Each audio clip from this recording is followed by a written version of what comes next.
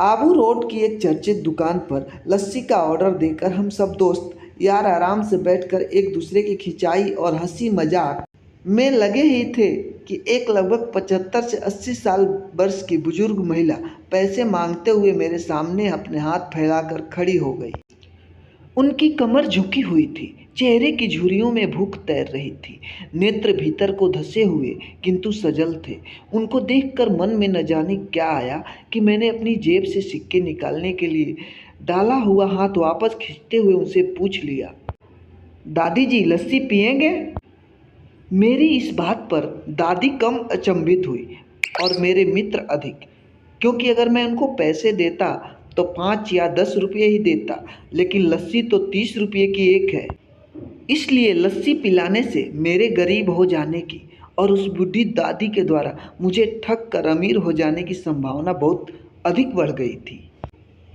दादी माँ ने सकचाते हुए हामी भरी और अपने पास जो मांग कर जमा किए हुए 6 से 7 रुपये थे वो अपने कांपते हुए हाथों से मेरी ओर बढ़ाए और मुझे कुछ समझ नहीं आया तो मैंने उनसे पूछा, ये किस लिए?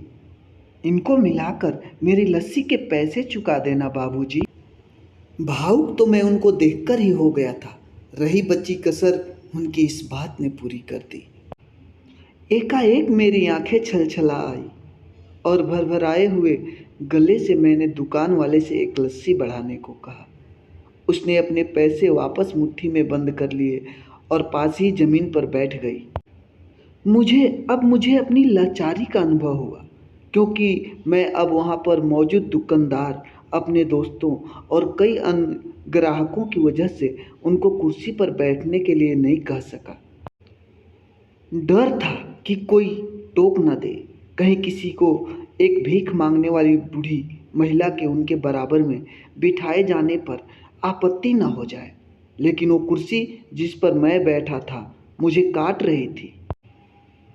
लस्सी कुल्हड़ों में भरकर हम सब मित्रों और बूढ़ी दादी के हाथों में आते ही मैं अपना कुल्हड़ पकड़कर दादी के पास ही जमीन पर बैठ गया, क्योंकि ऐसा करने के लिए तो मैं स्वतंत्र था, इसलिए किसी को आपत्ति नहीं हो सकती थी।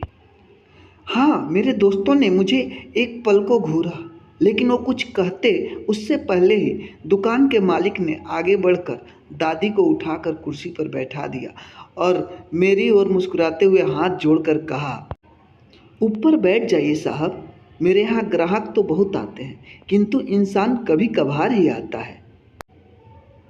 अब सबके हाथों में लस्सी के कुल्हड़ और होठों पर सहज मुस्कुराहट थी। बस एक वो दादी ही थी जिनकी आंखों में तृप्ति के आंसू, होठों पर मलाई के कुछ हंस और दिल में सैकड़ों दुआएं थी। न जाने क्यों जब कभी हमें 10-20 रुपये किसी भूखे गरीब को देने या उस पर खर्च करने होते हैं तो हमें बहुत ज़्यादा लगते हैं, लेकिन सोचिए क्या वो चंद रुपये किसी के मन को तृप्त करने से अधिक कीमती हैं? जब कभी अवसर मिले ऐसे दयापूर्ण और करुणामय काम करते रहें, भले ही कोई आपका साथ दे या ना दे।